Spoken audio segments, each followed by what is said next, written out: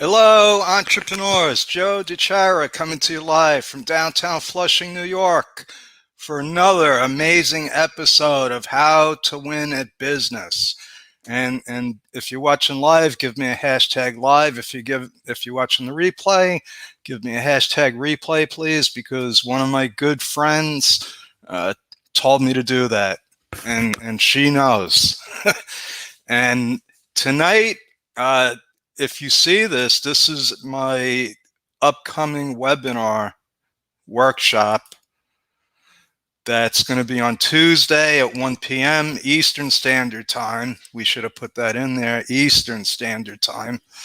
And it's free, and we're going to cover a lot of the stuff that I'm going to talk about tonight, which is what I talked about last night.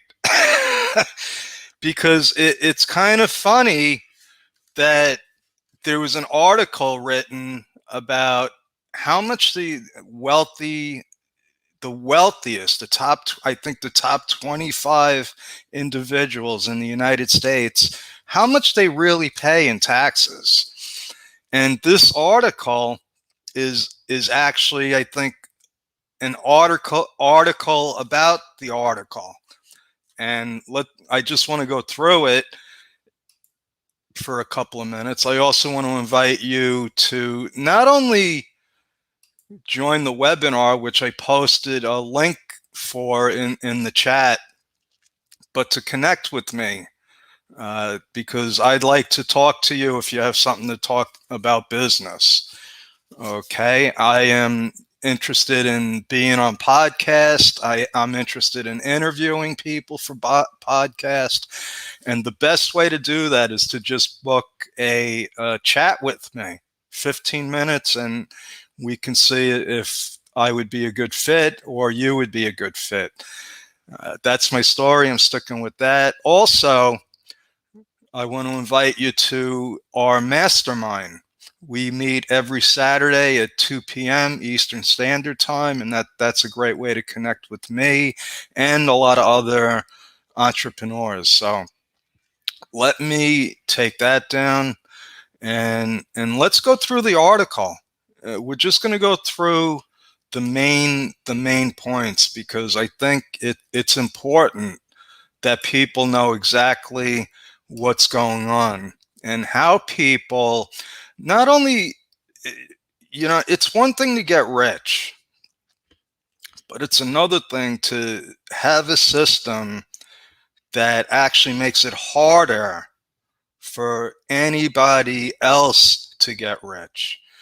And let's look at this. It's a voluntary tax, and they go through the American history of what happened. And there was a disparity between the North and the South. And it had to do with slavery, actually.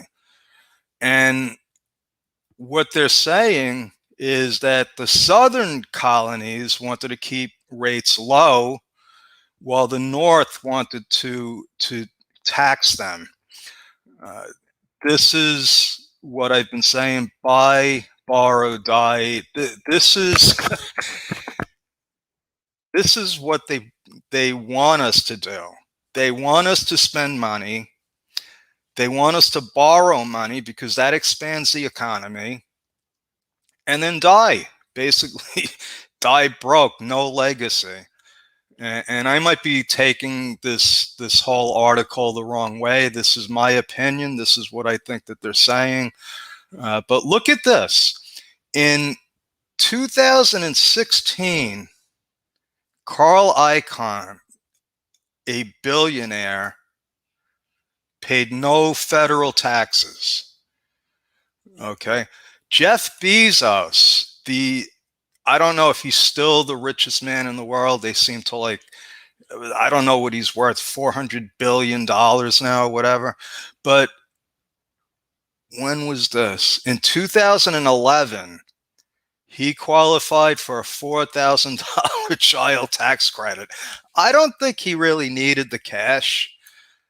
Not like people that should have gotten the cash.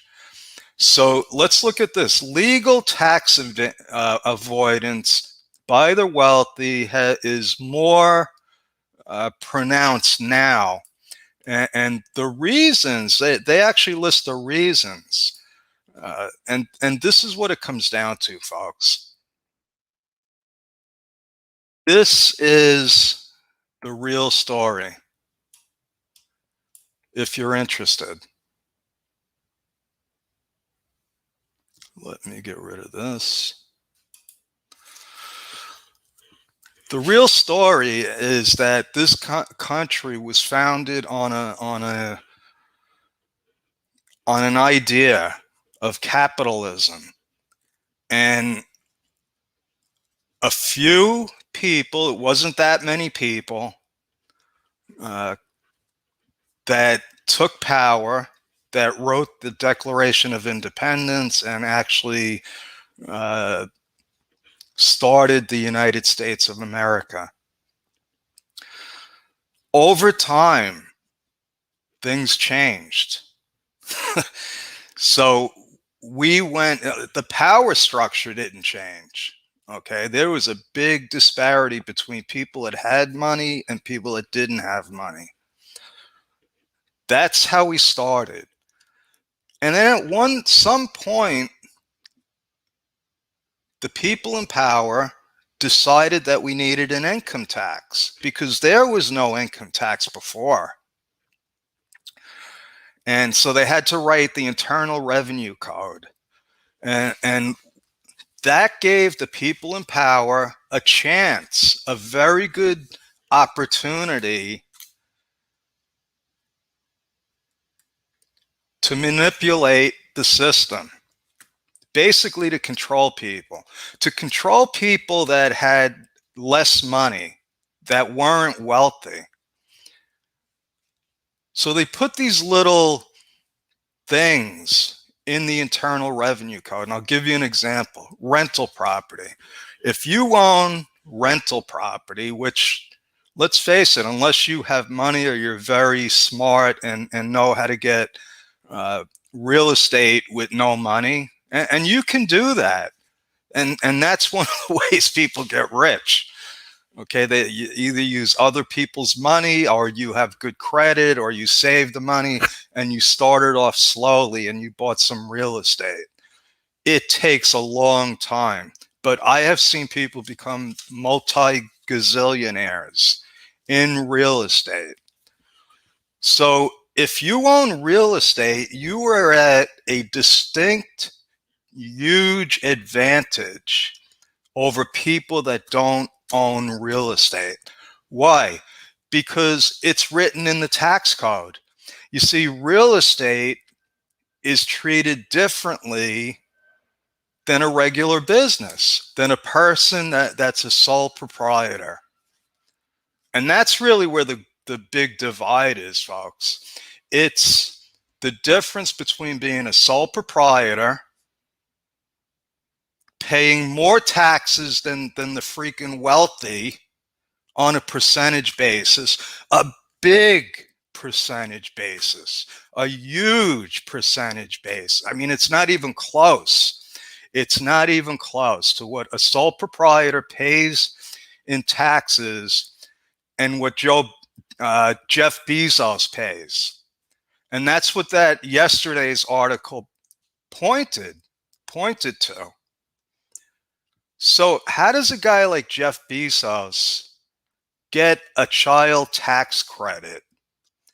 Because he's able to take advantage of the tax code through entities, through different entities. And with other things that I'm going to cover on June 15th, like using life insurance and actually creating legally a way to take huge tax write-offs without even spending money through things called depreciation and tax credits and things that, to be honest with you, are available to everyone if you're willing to put in the time and effort, and you start with a personal budget. Okay, that's the secret. That's how Andrew Carnegie did it. One penny at a time, and you got to be able to count them. You got to be able to count your pennies. And what we do at Bedrock is we help people count pennies, and we see where all the money's going. And most of the time, we could save a lot of those pennies. And that's where you start. Once you get yourself into a position where the money coming in is more than the money going out, and you can logically control that, that's when you start becoming wealthy. Systematically, over a period of time, with the plan. You got to have a plan, even if it's a bad plan. But once you have a plan, you have a chance. Because if you don't have a plan and you get rich, like you hit the lottery or you become a rock star overnight, and all of a sudden you have all this money, look at history. So many of those people wind up bankrupt. They lose it all because they didn't have a plan. They weren't ready to have all that money, and they thought it was going to last forever. So that's my story tonight, folks. I'm sticking with it. God bless. I will be back again. Like I said, if any of this resonates with you, if you want to know how to actually become rich, schedule some time with me. Okay. Thank you. Good night.